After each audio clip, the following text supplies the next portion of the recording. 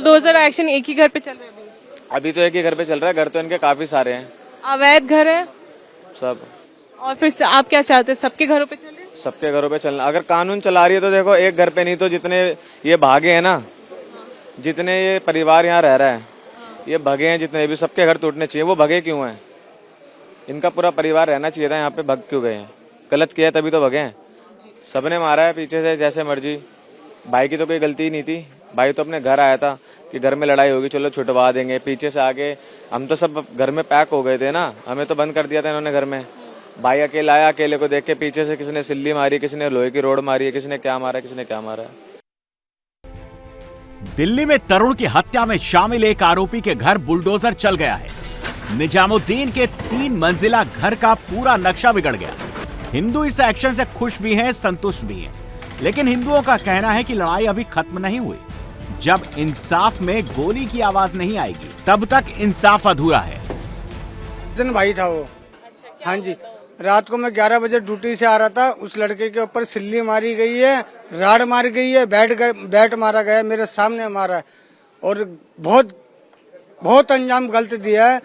और वो तो सोच रहे थे मजाक कर रहे हैं, पर लड़का तो हमारा जवान गया है, इसलिए गलत बात करी है उन्होंने, तो हमारे को इसके लिए जवाब चाहिए। ठीक है, चला है। वो 25 से 30 बंदे थे, वो ये चीज नाम तो मेरे को नहीं पता, लेकिन 25 से 30 लोग थे, तो कम से कम ये चीज देखो ना कि सारे एक ही घर में तो नहीं रहते होंगे। अब तुमने एक के उस पे कर दिया ना, या तो सबको पकड़ो, जो जितने लोग हैं उन सबको पकड़ो और भाई सबके ऊपर कार्रवाई करो। बेटी के सिर्फ 8 नाम बताए हैं। एनकाउंटर या एनकाउंटर नहीं करते, हमारे हवाले कर दो मैडम। कनेक्शन डोमेस्टिक है और कमर्शियल में यूज हो रहा है। अब हिंदू ऐसा क्यों कह रहा है, इसकी वजह इन तस्वीरों से समझिए।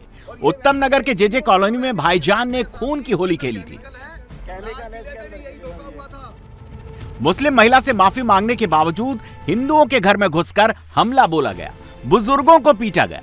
जब भाईजान का मन इतने में नहीं भरा तो रात को जब उस घर का चिराग होली खेलकर बाइक से आ रहा था, पहले से घात लगाकर बैठे 18 से 20 भाईजान की टोली ने गली में ही तरुण पर हमला कर दिया। लाठी, डंडों, बैट से पिटाई करने लगे। जब तरुण जमीन पर गिर गया तो पत्थर से भी मारा गया। अब पुलिस तरुण के हत्यारों की तलाश में जुट गई है।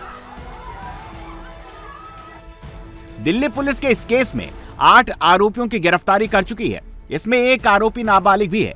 जिन आरोपियों को पुलिस ने गिरफ्तार किया है उसमें उमरदीन, जुम्मादीन, मुश्ताक, कमरुद्दीन, मुजफ्फर, ताहिर और निजामुद्दीन है, जिसके अवैध निर्माण पर प्रशासन ने बुलडोजर चलाया।